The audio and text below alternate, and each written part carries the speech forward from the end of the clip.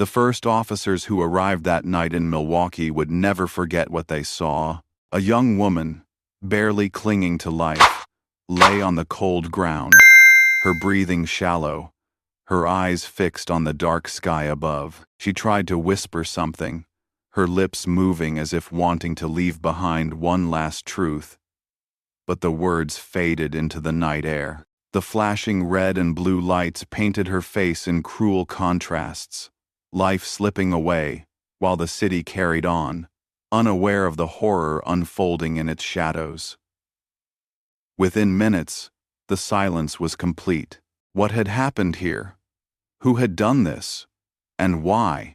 This story begins not with the end, but with a life full of promise, joy, and resilience. To understand the tragedy, we have to step back long before the crime tape, before the blood on the asphalt, before the whispered final breath. We need to meet the woman at the center of it all, a woman who lived authentically in a world that didn't always understand her. Her name was Cashea Henderson. To those who knew her best, she was vibrant, unapologetic, and warm. She wasn't just another face in the crowd. She was someone who lit up a room with laughter, someone who had big dreams. Despite the struggles she carried, like so many in Milwaukee's Black transgender community, Cashea faced more obstacles than most of us could imagine. Discrimination, judgment, and the daily fight to be seen for who she truly was. But she never let that define her. She had her circle of friends, her family, and above all, her pride in living her truth. The night she died was supposed to be ordinary. That's what makes this story even more haunting. Cashea had built routines to feel safe, little ways of protecting herself in a city where safety wasn't guaranteed. Yet danger doesn't always announce itself. Sometimes, it hides in plain sight. Milwaukee is no stranger to violence.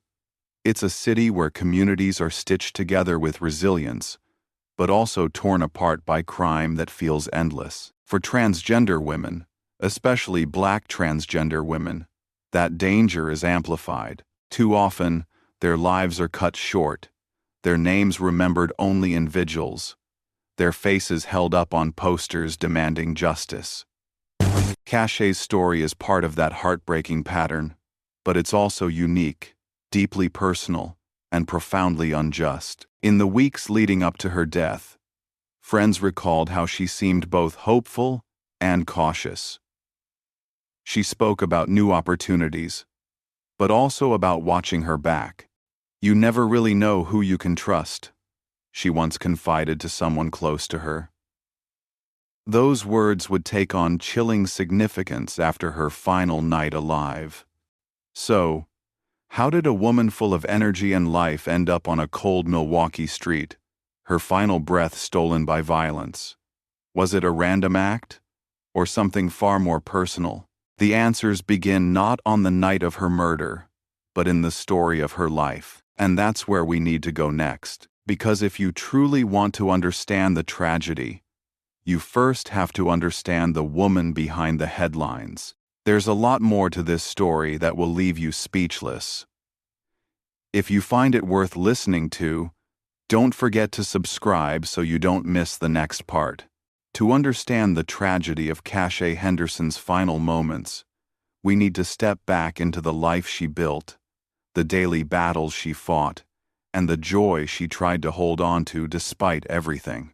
Because behind the headlines, behind the crime scene tape, there was a real person, a daughter, a friend, a woman who laughed, dreamed, and loved. Cashea was born and raised in Milwaukee, a city she would always call home, even when it didn't always feel safe. Growing up wasn't easy for her. From a young age, she knew she was different, and she carried that truth quietly at first, unsure how the world around her would react. Milwaukee, like many Midwestern cities, has pockets of deep acceptance, but it also has corners where intolerance lingers like a shadow. For Cachet, the turning point came when she made the decision to live openly as herself. It wasn't a small step, it was a leap. She knew it might cost her friendships, relationships, even opportunities, but she also knew the cost of silence was far greater. Those who truly loved her saw her transformation not as a loss, but as a blossoming. Friends recall her confidence, her laughter, the way she walked into a room as if daring the world to challenge her authenticity. Still, the path was never smooth. Cachet faced discrimination, whispers behind her back, even threats. Milwaukee's transgender community has long carried stories of harassment that rarely make the news. Walking down the street could sometimes mean enduring stares or worse, but Cachet pushed forward. She worked to create a sense of normalcy, surrounding herself with people who celebrated her, people who gave her strength on the hard days. Among her circle, she was known for her warmth. She had a way of making others feel seen, often giving encouragement even when she herself was struggling. She loved music, fashion, and nights out with friends, where laughter drowned out the world's judgment. But she was also careful, conscious of the risks that came with living as a transgender woman. She had routines meant to keep her safe. Checking in with friends, keeping her phone nearby, avoiding certain areas late at night. Yet, as her story reminds us, even the strongest precautions can't erase danger. In the last months of her life, friends noticed subtle changes in her. She talked about wanting more stability, more opportunities, maybe even a fresh start somewhere new. But she also hinted at unease. There were people in her orbit she didn't fully trust. She never gave names, but she carried herself with a quiet watchfulness, as if sensing that something was looming just out of sight. Then came the days leading up to her death.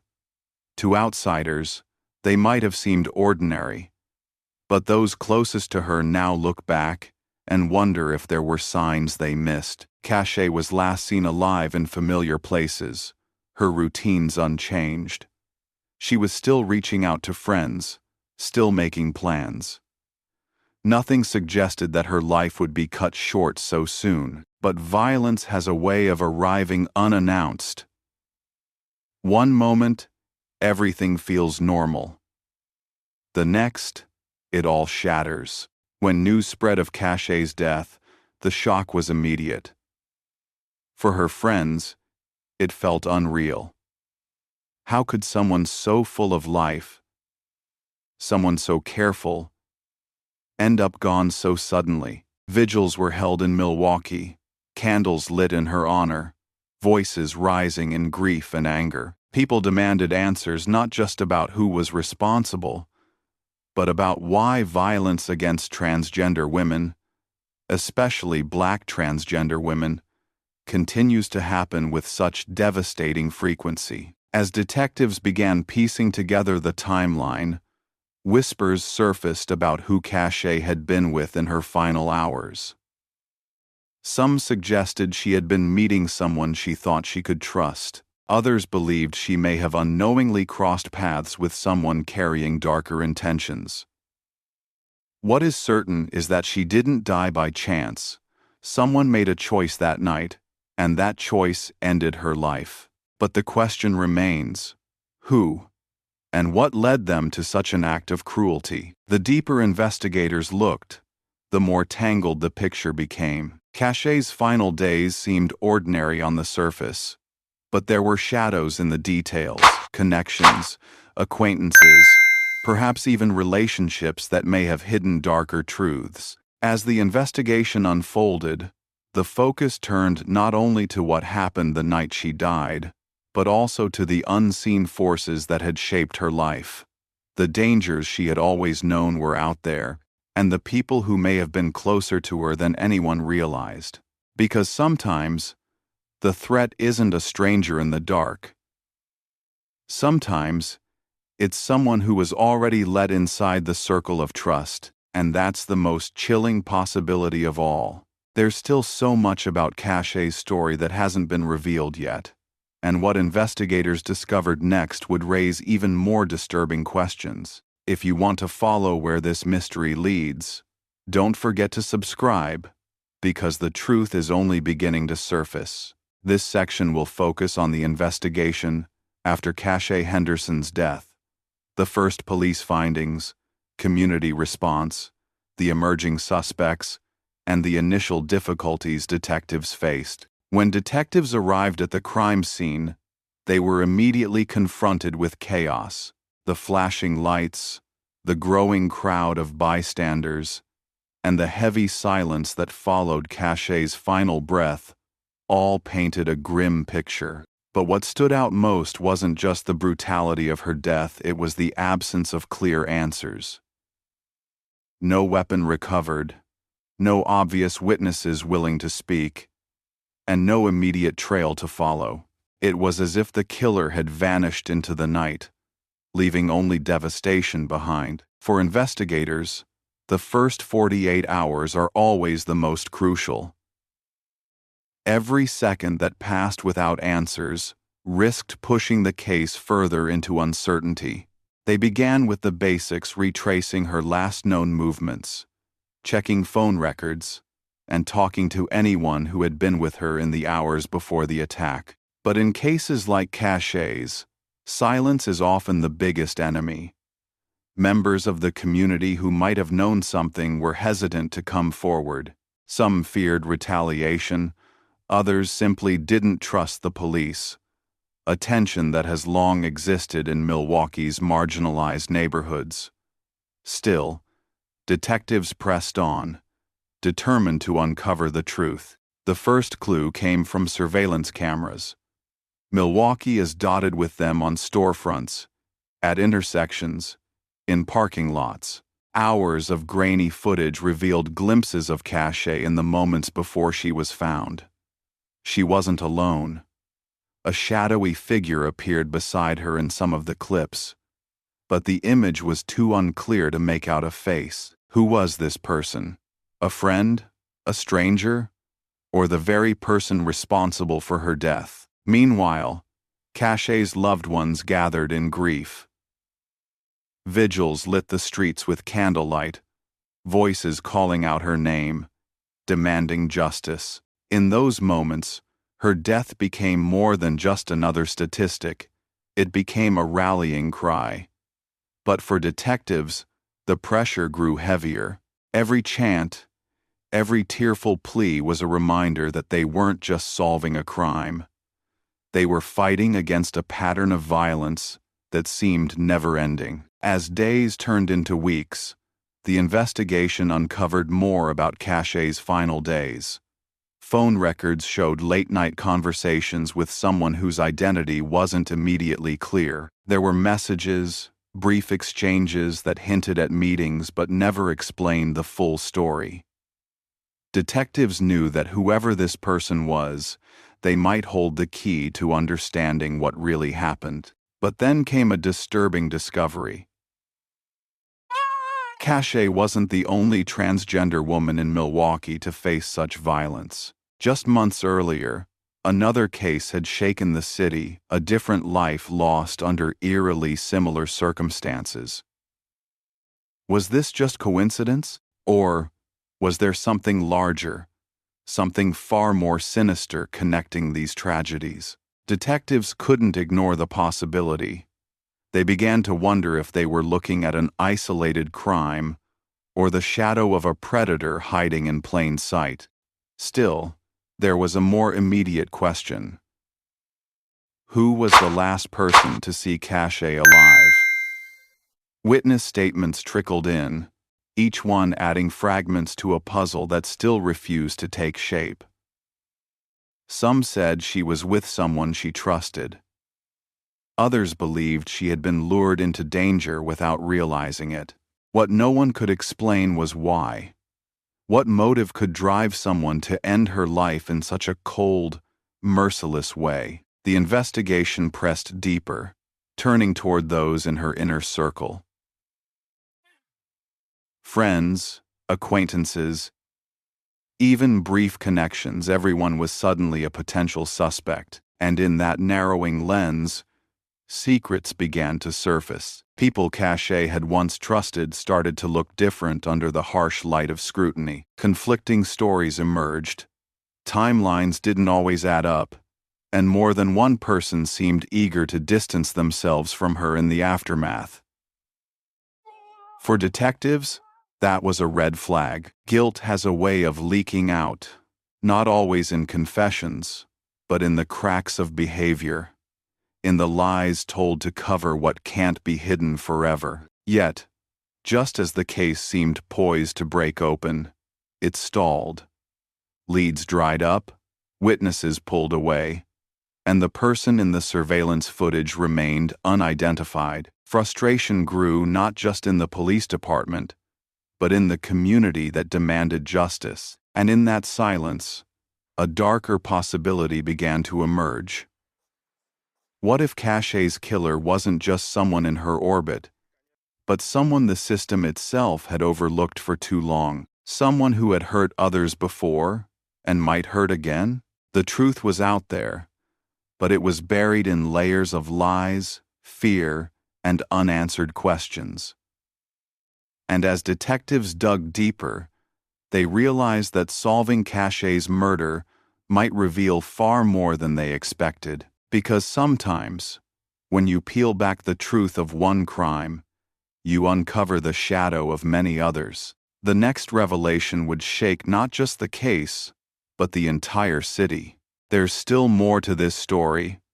More twists, more secrets, and more heartbreak. If you're following along, don't forget to subscribe, because what happens next will leave you questioning everything you thought you knew. For weeks, Milwaukee police seemed to be chasing shadows.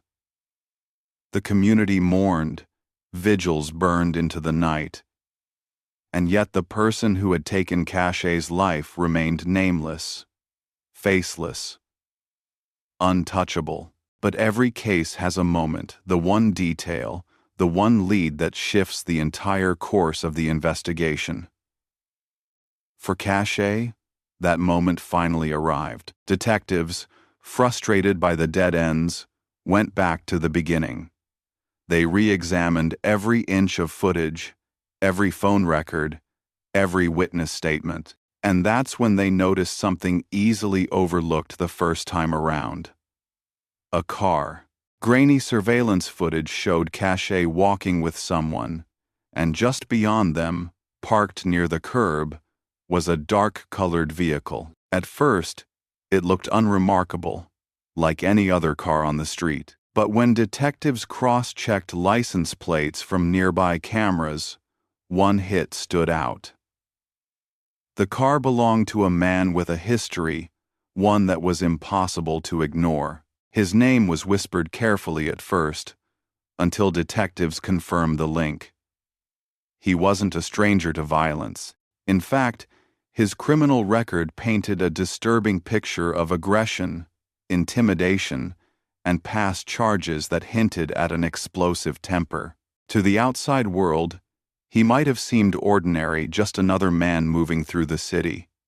But to investigators, he was suddenly the prime suspect. When they brought him in for questioning, he was calm, almost too calm. He denied knowing Cachet, denied ever being near the scene. But the evidence began to chip away at his story. Phone records placed him in the area. A witness, once hesitant to speak, now stepped forward and claimed to have seen him with Cachet in the hours before her death. Still, a denial is powerful without concrete proof. And detectives knew they had to build their case carefully. They dug deeper into his past and discovered something chilling. This wasn't the first time his name had surfaced in connection with violence against women, especially women on the margins of society. Reports, some dismissed, others dropped, painted a picture of a man who had slipped through the cracks again and again. As investigators pieced together his history, a pattern emerged. The kind of pattern that suggested Cachet's death might not have been random at all. Could it be that she had unknowingly crossed paths with a predator who had been hiding in plain sight for years? When police finally searched his home, they uncovered items that only deepened the suspicion. Clothing matching what the shadowy figure wore in the surveillance footage. A phone wiped clean, as if someone had tried to erase their digital footprint. And most unsettling of all, personal belongings that hinted at a connection to Cachet items her friends swore she never would have willingly given away. The case, once fragile, was now hardening into something undeniable. Prosecutors began preparing, detectives worked overtime, and the community that had demanded justice could feel a shift in the air. Finally, it seemed, the truth was within reach. But truth, as it often does, came with complications. Because just as the suspect's name was about to go public, more rumors surfaced. Whispers that Cachet had known him more closely than anyone realized. That theirs wasn't a chance encounter, but something more tangled, more dangerous. Friends of Cachet struggled with this revelation. Some insisted she never mentioned him, never gave any indication she was tied to him in any way. Others quietly admitted she might have been keeping secrets out of fear, out of shame, or perhaps simply to protect herself. The possibility raised painful questions. Had Cachet trusted the wrong person? Had she let someone into her life who was already plotting against her? And if so, why? Detectives pressed the suspect harder, but he remained stone-faced, giving nothing away. Without a confession, the case would rest on the evidence alone, and though it was mounting, it still left room for doubt. Milwaukee had seen cases collapse under less, and no one wanted to see Cachet's name added to that list of failed justice. Meanwhile, the community grew restless. Activists rallied, not only for Cachet but for every transgender woman whose death had been ignored or unsolved. Justice for Cachet became a cry heard far beyond Milwaukee, drawing attention from national organizations demanding accountability. But behind the chants, behind the candles and signs, there was fear too. Fear that even with a suspect, justice might slip away once again. And then came the twist. Just as prosecutors prepared to move forward, detectives uncovered another piece of evidence that reframed everything. A message, hidden deep in Cachet's phone, buried in conversations thought to be deleted, was a chilling exchange between her and the man now sitting in a jail cell. The tone of the messages suggested tension, fear, even desperation. It wasn't just casual contact. It was something darker, something that hinted Cachet may have known danger was closing in. The discovery raised a haunting new possibility. Did Cachet sense what was coming? Did she leave behind a digital breadcrumb trail, hoping someone would one day uncover the truth?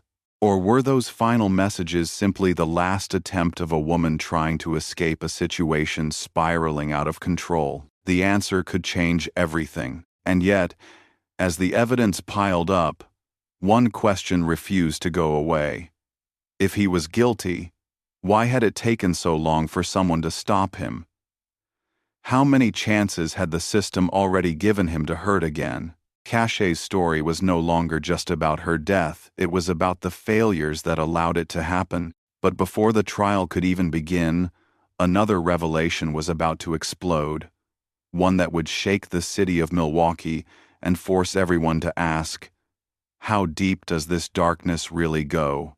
The truth is closing in, but so are the secrets. And in Part 5, we'll uncover what the world was never meant to know.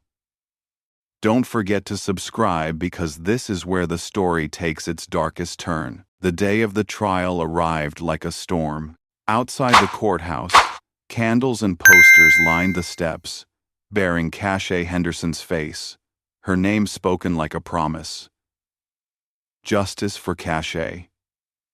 Inside, the air was thick with tension. Families clutched each other's hands. Activists filled the benches, and prosecutors prepared to do what they had promised from the beginning, prove that Cache's life had been stolen, deliberately and cruelly. The suspect sat at the defense table, calm, almost detached, his eyes fixed forward.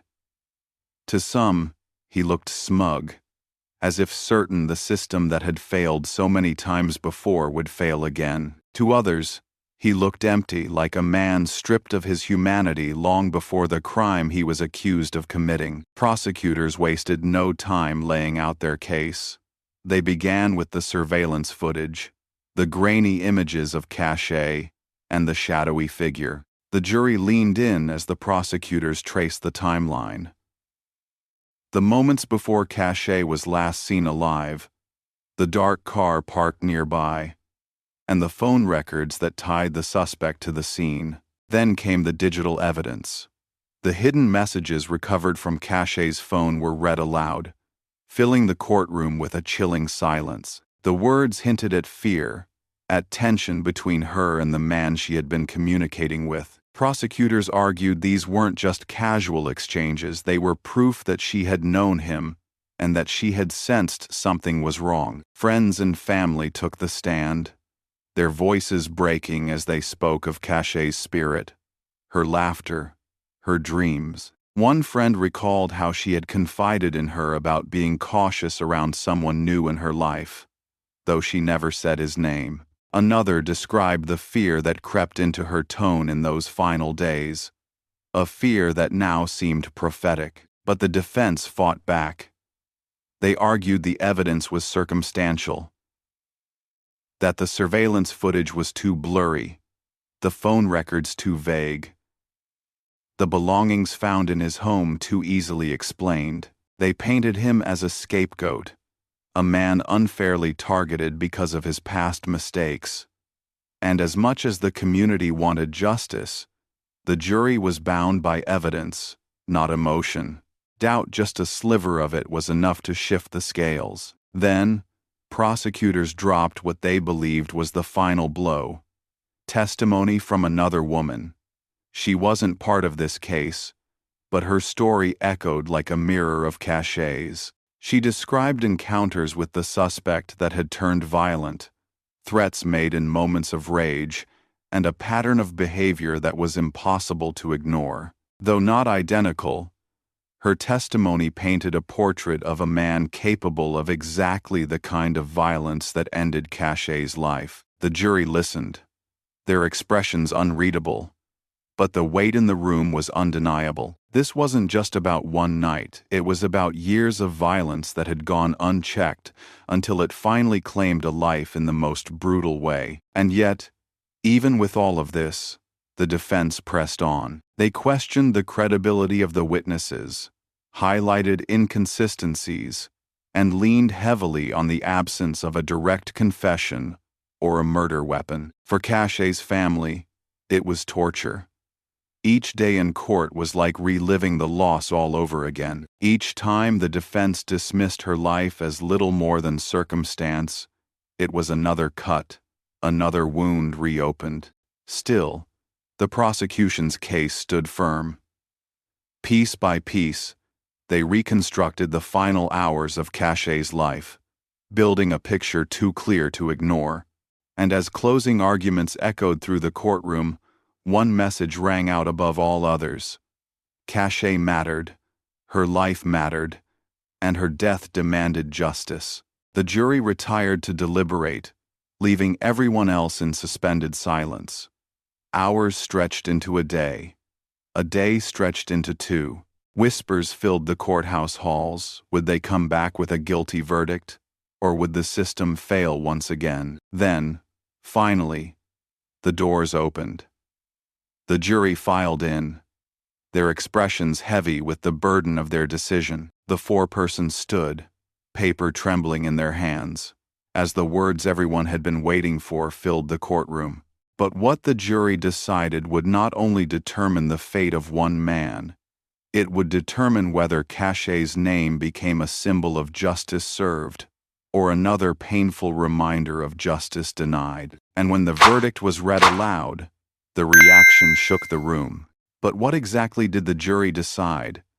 And did it finally bring peace to a grieving community or spark even more questions about justice in America?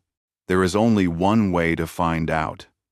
Don't miss the sequel, because the ending of this story will make you question everything about fairness, responsibility, and the value of a life.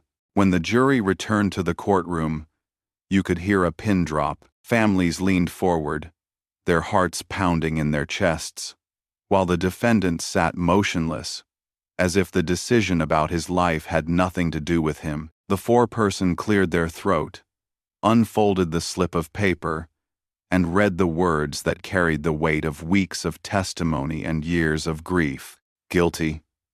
The sound echoed in the hushed chamber, and immediately sobs broke out among Cachet Henderson's family and friends. Hands clutched to faces, shoulders shook, and tears flowed freely. Some whispered prayers of thanks. Others simply wept in silence, the word reverberating in their minds. The man who had tried to erase Cachet's existence with fire could no longer hide in the shadows. The evidence was too overwhelming, the lies too transparent. The jury's decision meant accountability, a rare moment when the system seemed to acknowledge the worth of a life that many feared would be ignored. But while the guilty verdict was a victory, it was not the end. The sentencing phase came next, and with it, an opportunity for Cachet's loved ones to speak directly to the man who had stolen her from them. One by one, they approached the stand, their voices trembling but strong. Her cousin spoke first, recalling how Cachet's laughter had lit up every family gathering, how her smile had carried them through even the darkest times. "You didn't just kill her," she said, her voice breaking. "You killed the light she brought into this world. And you tried to burn it away, but you couldn't. We're still here.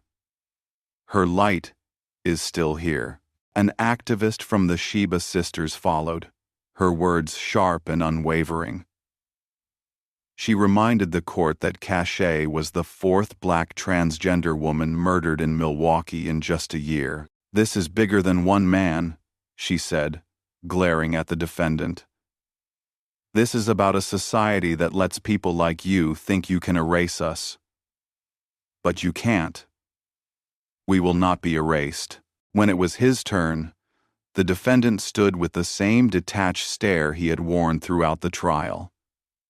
He said nothing about remorse, nothing about Cachet. His silence was deafening, a final insult that only deepened the wound he had carved into the community. The judge, his voice grave, delivered the sentence.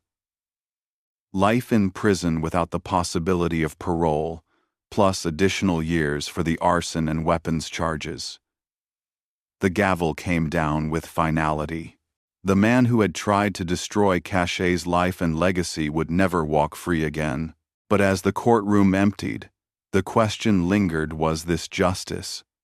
Could any sentence, no matter how harsh, truly balance the scale for a life cut so brutally short? In the weeks that followed, Milwaukee's LGBTQ+ community gathered in vigils, candlelight flickering against the night sky as voices joined in mourning. Pictures of Cachet laughing, posing in bold colors, living unapologetically were held high. At each gathering, her name was spoken not just in grief, but in defiance. Yet the fear remained. 4 transgender women gone in 1 year. 4 lives extinguished. Each case a reminder that visibility could be dangerous, that authenticity could cost you everything. Activists demanded stronger protections, better investigations, and a society willing to confront its own prejudice. For Cachet's family, the loss was deeply personal. They spoke of the empty seat at Thanksgiving, the unanswered texts, the voice messages they replayed, just to hear her laugh again. They had justice on paper, but their reality was still marked by absence. And for those who knew her casually, neighbors, co-workers, fellow activists, the trial left a scar as well. Some wondered what might have happened if Cache had never let the wrong person into her home that night. Others questioned how many more names would be added to the list before anything truly changed. The story of Cache Henderson is not just about a crime. It's about the fragility of life in a world that too often turns identity into a target. It's about the fear of exposure, the weight of secrecy, and the deadly consequences of prejudice. Most of all, it's about a woman who refused to live in the shadows, even when the world told her she should. Her killer tried to silence her with violence, to erase her with fire.